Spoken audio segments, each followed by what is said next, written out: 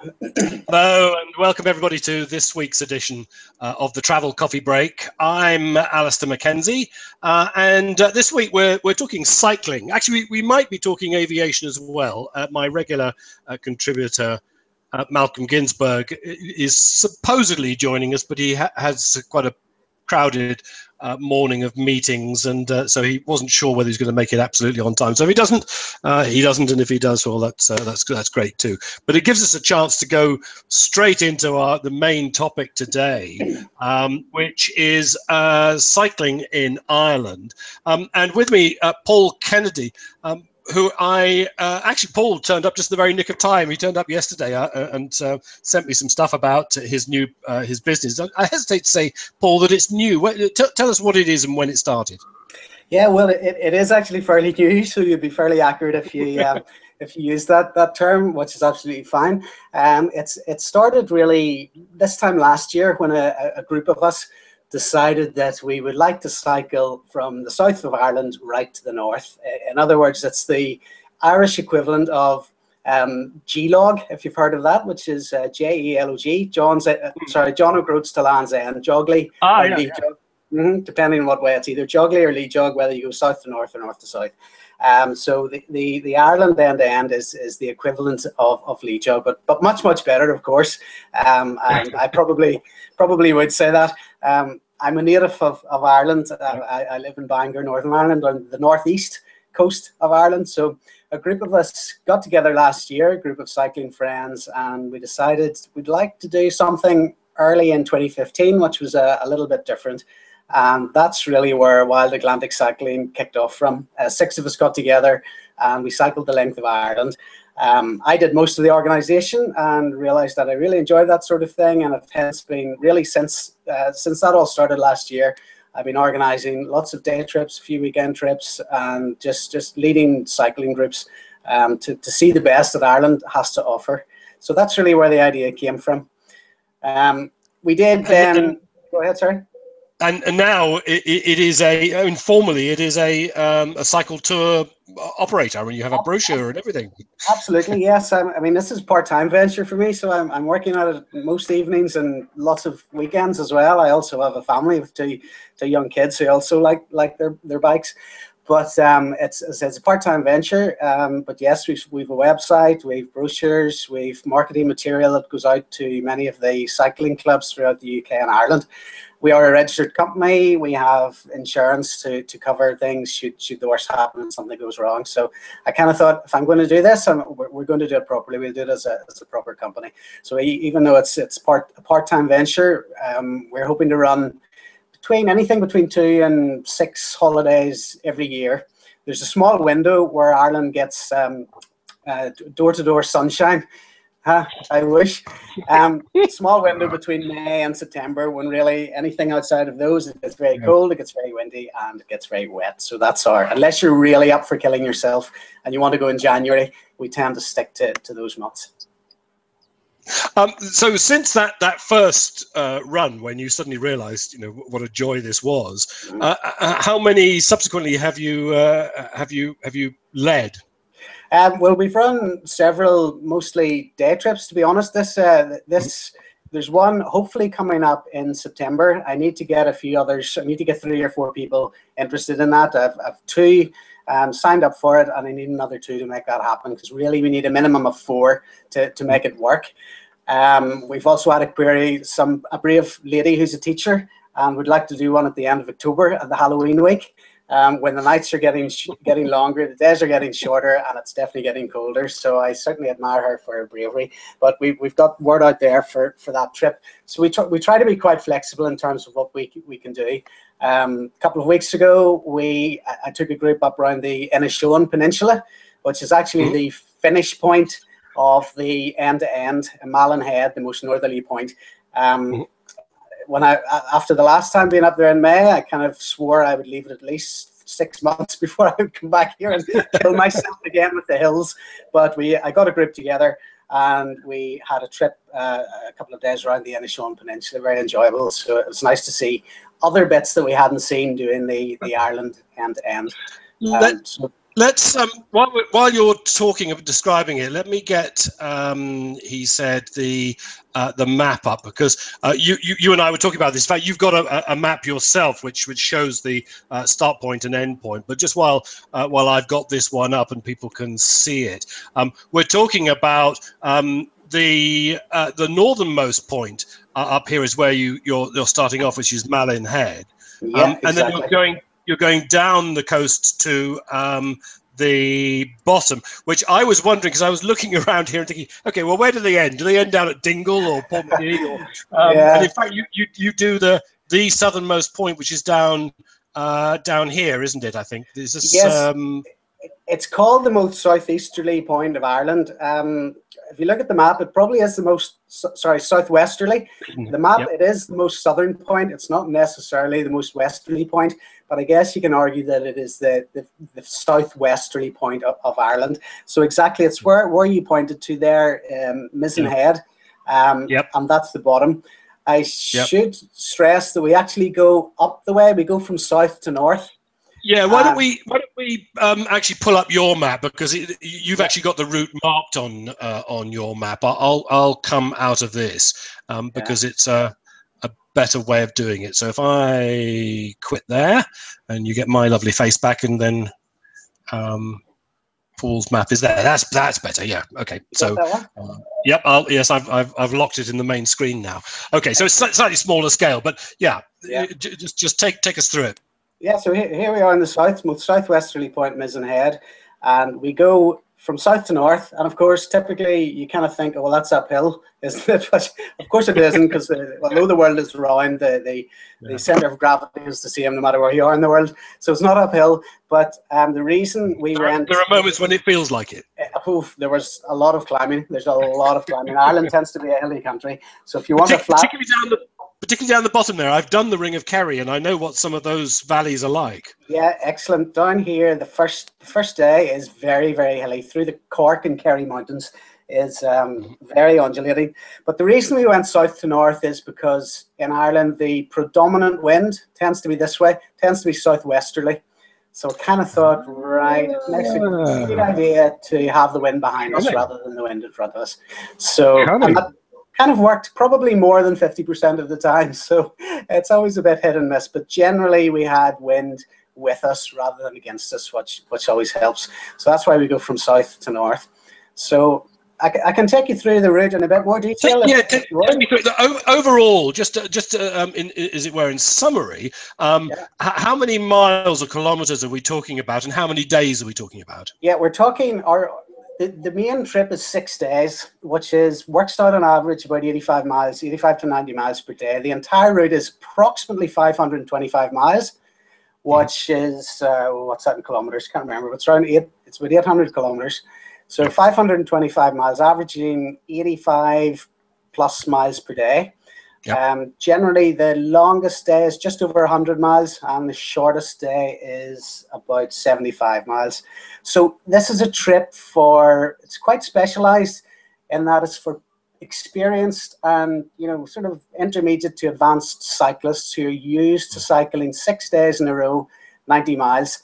Now, a couple of years ago, I would have completely had a fit if somebody had suggested that to me, but it is quite amazing how quickly you can get yourself up to speed and get yourself fit. So, it's not for highly tuned athletes, but at the same time, it's not for people who just want to meander along the coast of Ireland and stop off and take it really easy. It's kind of focused more at the specialist cyclist. So typically someone who's in a cycling club, who's maybe cycling 100 miles at the weekends and doing events and that sort of thing. So that's who it would be aimed at. But did I get the impression from your website that there are sort of faster and slower versions of it? In other words, you could do it in fewer days or longer days. Yeah, depending which. Yeah, we've split it up into a 10-day trip as well, which obviously gives you a little bit more time during the days. And that's for if you're happy maybe cycling 50 to 60 miles per day, you could easily cover the route in 10 days. So that's maybe a little less specialized, just gives you a little bit more time in the evenings, a little bit more time during the days to enjoy some of the stop-off points and to be, I guess, more of a tourist. And again, the one thing about my little company is we can be very flexible. So if we have a group from, I don't know, a cycling club in Scotland who says, we want to come over, we've got 6 or 8 people, but we're really keen cyclists. We just want to do it and tick it off, and we want to do it in 4 days. Yeah. And we know we can cycle 120 miles per day. I can put a trip, I can put a package in around that, which I think works very, very well. There's lots of really good travel companies out there organising similar types of events. But because they're bigger, they may not have the flexibility. They're very kind of packaged. This is the way it is, take it or leave it. But I can be flexible, and I always engage with people personally. I'm doing a lot of marketing at the minute for next year, and I'm engaging with lots of different cycle clubs all around the UK and trying to get people interested. So I can do that because it's just me, and I make the decisions, although I do have people that help me out. Thankfully, because I couldn't do it all on my own. But what about accommodation? And how do you deal with the flexibility in that? Because if suddenly you're breaking the trip up into fewer stops or more stops, then you've got to have quite a range of bed and breakfast or whatever it is you use of to hand. Yeah, it's a good point. What I tend to do is, once we've decided that the trip is going to be 6 days, then I will book all the accommodation beforehand. So I take care of all that. There's a fee if you want your own room. Otherwise, you're sharing accommodation with somebody else who you may or may not know. But once we're actually on the trip, we really need to stick to that itinerary. So we need to be fairly confident that everybody on the trip can actually make the mileage every day. And so it's booked in advance. It would cause a bit of a problem, especially during peak times, during spring, summer, and early autumn. It would cause a bit of a problem if we kind of decided to completely change it and do only 20 miles one day and stay over in Galway when we'd actually decided to do something else and that was already booked. So we're flexible at the planning stage. Once we're on the trip, we need to be organised. Everybody needs to know where they need to be at the end of the day and that sort of thing. And of course, it's a supported cycling holiday. It's supported in that there will be usually myself and a colleague there to support anybody who has mechanical difficulties on the way, for example, or who is tired and needs to get into the van or into the car, depending on what side of a trip it is. So it's that's what you're paying for when you're going to supported holiday. You're paying for the hassle-free ability to cycle the length of Ireland and enjoy it, just as if you were out on a weekend cycle with your cycling club. So you don't need to carry all your gear. You don't need panniers. You just bring your bike. We meet you at the start point, or we can pick you up along the way in Belfast, Dublin, or Cork. And you basically cycle during the day with a credit card and a bit of money and a couple of tubes in case you get a puncture. So that's where, and then we provide support along the way. We provide nutritional energy drinks in the morning, protein shakes at the end of the day, rollers for ironing out your muscles, because it is a challenge. 6 days is enough of a challenge. You're doing 90 to 100 miles per day. So that can be a challenge for anybody, and it does take its toll on your body at times. So we try to give nutritional advice along the way and advice about how to stretch and what you need to do just to keep yourself right. But if you're doing a tour that isn't a mad rush, a burn to do it all in 4 days, and you're doing one of the more languid tours, let's say, then what are where do you stop off, and what are the sort of the highlights? I'm guessing you sort of stop for lunch in pubs and places, or absolutely. I'll pull over. I'll share my screen here because I can probably illustrate this with some photographs and imagery better than anything. Even the 6 day trip. Can you see that? Okay. Yep. Am I sharing? Okay. Yep. Even the 6 day trip is quite relaxed as well, in that you do have stops. On the 6 day trip we're maybe averaging 6 or 7 hours in the saddle every day. Well, that still gives you a few hours to muck around and see a bit and enjoy the evenings. And part of the attractiveness of the west coast of Ireland is that there's a very distinctive feel about the place, very different I think from anything else in the UK and maybe even anywhere else in Europe. And kind of when I'm on my trips, I'm thinking, what is it that makes the west coast of Ireland in particular so special? And I think one of the things is the kind of mixture of traditional Irish culture show, you know, this sort of thing, where you have in the evenings you have a bit of fiddly-dee, as they call it. This was a pub in Killarney that we stopped off with after day one. So we try to stay in local bed and breakfasts, and we still have a bit of time in the evenings to enjoy Irish culture, because to be honest, that's what, you know, at least 25% of the enjoyment is not the cycling, but it's what else you're seeing. So we always try and make time to do that. So even on the 6-day trip, we have evenings, we enjoy a drink if we feel like it, and we have a bit of music, etc. But in terms then of the places that we can stop off, I'll just pick out a few highlights here. This is the Mizzen Head Peninsula, which is your southwestern corner. Oh, right. Yep. The Mizzen Head Lighthouse Station here, and this was the group that's just done this in May. So this was our start point. So you're seeing lots of wonderful places, and then, you know, even as you go, you're seeing places like Barley Cove, which is just a distinctive little beach, and vast sea locks that come in. The scenery is absolutely fabulous, and as I say, we always take time just to have a bit of a mess. Moments of triumph. Moments of triumph or stupidity. I don't know if you've ever worn these things on a racing bike, but you're clipped in and you've got these hideous little cleats in the bottom of your shoes, which make it very slippy to even walk down a flat, dry road, never mind to stand up on a rock in the middle of the Cork and Kerry Mountains. But we do take time to have a bit of a laugh along the way, and, you know, groups sometimes will split up into, you know, maybe 3 people who really want to shoot on and do the day as fast as they can and show all their friends what their average speed was, and then you get others who take it a bit more easy, you know, even on the same kind of trip, which is absolutely fine. And then, you know, we stay off in little coffee shops, which is quite, if you do any cycling, Alistair, I don't know if you do or not. Have in the past, not for a while. Yeah, so what, you know, typically cyclists, whenever they're out, we do like to stop and have our coffee. So Ireland, thankfully, has actually learned how to make proper coffee over the last 5 or 6 years. Up until that, you couldn't really get proper coffee in Ireland. You had to go to Italy or somewhere. So we can now get good coffee in good coffee shops. So we do have stops along the way as we go, and we just enjoy the towns, which, you know, just they have their own character. You know, you don't really see this in many other places except the south of Ireland. So we do stop.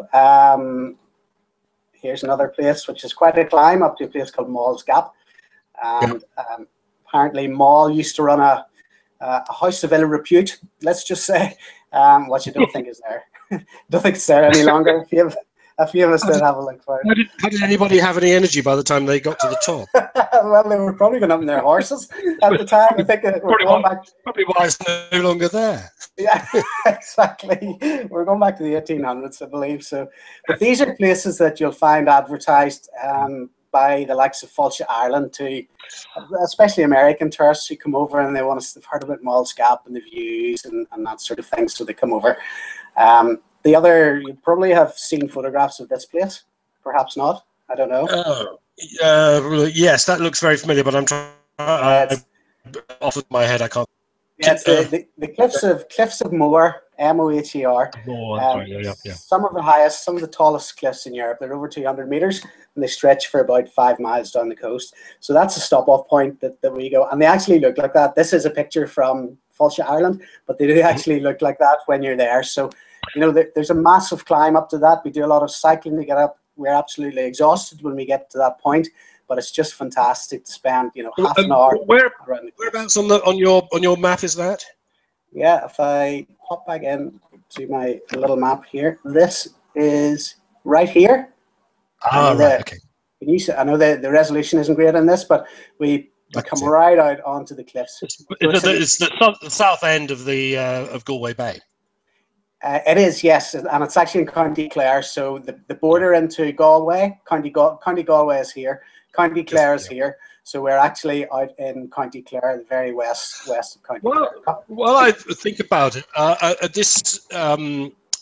should say for anybody watching that if you want to ask questions of Paul, then use that Q&A button in the top right-hand corner of the screen. I've got one from Ron Marder, and Ron is asking, actually it's quite a general question, and it may not be one that's easy for you to answer given that you haven't been running the business that long, but he says, can you paint a picture of cycling tourism over the past 10 years in the Wild Atlantic Way region? And I'm not sure it's going to be terribly easy, but we haven't really talked about the Wild Atlantic Way and what it actually is. And yeah, it's a very good point. The Wild Atlantic Way it's obviously been there for hundreds of years because it's just a network of roads that take you from the south of Ireland to the north along the coast. And it's been pushed by Discover Ireland recently, Fáilte Ireland, the Irish Tourist Board in particular. It's a big sort of, they've branded this the longest coast road in the world, which it is. It's well over 1,000 miles, absolutely stunning. But if you think back to the map, if we're cycling 500 miles south to north, we're having to miss out a lot of little bays, a lot of little inlets and that. So the Wild Atlantic Way follows those all. So you could cycle the whole of the Wild Atlantic Way if you wished, and some people do. There are people doing trips there, and that's well over 1,000 miles. So that has become a real attraction for the west coast of Ireland. As I said, it's always been there. It's just being marketed very, very heavily now, particularly outside of Ireland to the American market is very, very interested in it. So although there's always been travel companies and cycle tours, and it's a great way to see the country. Those have always existed. It's only recently that people are kind of saying, right, well, let's brand it as the Wild Atlantic Way, which I think is great. But there's no shortage of, over the last 10 years, cycling has become very, very popular, particularly within the UK and Europe generally, I guess, and certainly within Ireland.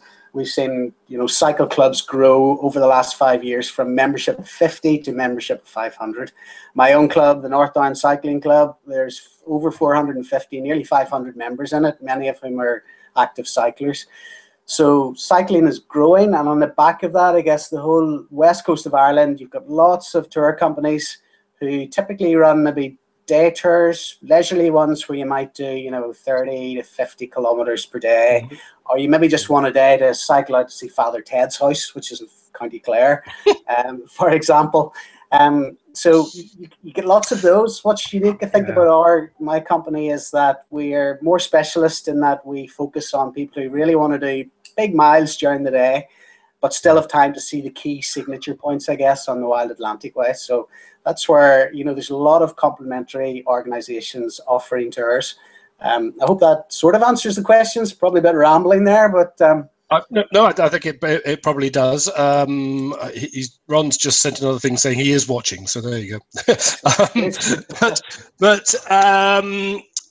I noticed on the map, for example, that where your route passes through Galway and then goes along the side of the bay, it then cuts inland through the Burren, and pretty much stays inland, where the kind of tours that you're talking about, the more gentle ones, might, I don't know, wander out to Clifton, for example, out on the coast, or explore all the picturesque places, or the picturesque, as my father used to say, places, where yours is much more a mixture of sort of getting on with it and enjoying the environment.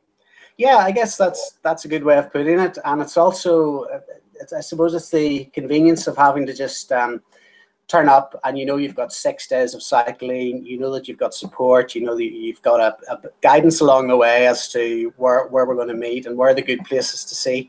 And then that said, we can be flexible. People have their own ideas of what makes a good place to see, and as long as the group agrees, we can build that into the itinerary as we go, as long as it doesn't take us too far off trail or makes us miss the bed and breakfast that we're staying in. So lots of flexibility there and the ability to mix and match.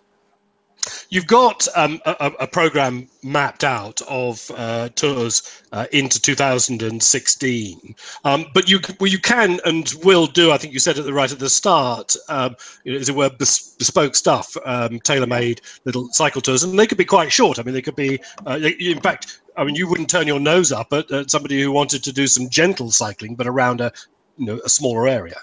Yes, absolutely. I mean, as we can be very flexible. If somebody just had a weekend, we could organise something around that and build a trip, because we have contacts with a lot of accommodation providers. We try to use local bed and breakfast accommodation. Number one, it supports the economy, and number two, it's just a fabulous way to get to know some real Irish people, if you like. So, let's say if somebody coming in from a London club who maybe hasn't been to the west coast of Ireland and wants to see meet a few real Irish people running businesses, and you always get that in local bed and breakfast accommodation. So we try to use that. You also get a heck of a good breakfast in the morning, which keeps you pedaling most of the day. There's nothing like a full Irish breakfast to give Paul, you you're definitely pressing exactly all the right buttons here, because I've got another question in from Ron. Now, Ron is very much, he runs planeter.com, very concerned with responsible tourism. And so that point you made about interacting with local communities, staying in local places, local foods and the rest of it is absolutely right up his street. And his question is, can you profile a few of those local visitors that you engage with? I mean, who do you enjoy meeting along the way? Yeah, I mean, generally, I suppose, sorry, is the question just in relation to kind of the people we meet through the accommodation? I think it's generally, but it's expanding on what you were saying about meeting people. So I suppose what highlights have you had in the trips that you've done so far? I mean, what extraordinary characters have you met? By the way, you've got the screen share up, and it's your window with me in it, so I'm seeing me twice. Oh, right, okay. More me's than I really want to see. Are you seeing this? No, I'm not. I'm seeing me again still. Give me just to see what. Have I shared? I'll stop sharing. You're sharing the Hangout itself. That's better, yeah. Is that better? Okay. Yep. I was just going to pull off a few photos here to illustrate that. I'll try and share my screen again. So I think if I go entire screen, share that. That's me again. How's that? All right. Okay, that's it. Yep. Yeah. So here's this was a good one in our trip in May that's just passed there, for example. And this is Killarney. It's a little pub. These are the O'Donovan sisters. Give them a little plug. Great singers, great violin players, great musicians. So, typically that's a great way to interact with Irish culture. And, you meet these people, they have a chat to you over a drink, you get to know where they're from. And typically in an Irish pub like that, you get a very interesting mix of kind of, a little bit manufactured tourism. You could almost describe it as twee if you wanted to, but also you do have the genuine, look, this is just what we do in this part of the world. And it's a very interesting mixture. So, in this pub, for example, I was taking a look at the bar one evening, and there was a group of American kind of mid-20-year-olds who were obviously having a holiday here up at the bar. And beside them, there was a group of farmers. They literally looked like they had just come in from milking the cows or whatever. They were in their Wellington boots, their rubber boots. They had, a little bit of straw hanging on their shoulders and that sort of thing. And these American guys were chatting away to the group of farmers. And it was just intriguing to see how, there you have the real Ireland. In other words, hey, we work the land here. We make our living off the land. But we still come to this pub because we've been coming to it for years, and we are quite happy to see Americans, Europeans, whoever coming into our pub in the evenings as well, and we're quite happy to have a chat. So, that's the kind of thing that you'll experience along the way. And then typically, your bed and breakfast owners, you'll get your big breakfast in the morning. So you'll be, if I can. This sort of thing. Oh, yeah. Typically, B&Bs tend to be fairly centrally located. I think this one was in Ennis, in our stop off in Ennis. I detect matching colours there. Are these Yes. well, it's the colours in the van. And the van. Yes, this is our North Down Cycle Club, which is Right. the Bangor and ours. And this is the club van, which we use on one of our trips. It's a great van. It's got lots of space in the back for bikes that can be hung up by simply taking the front wheel off and then putting the forks into a rack. So it's brilliant. Holds them really securely, and there's room for 8 people plus And luggage. Yeah.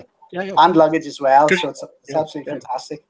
You don't really need much luggage on a trip like this, because really it's, you need a couple of shirts, you need a couple of pairs of shorts, and then just something to go out in the evening, and that's about it.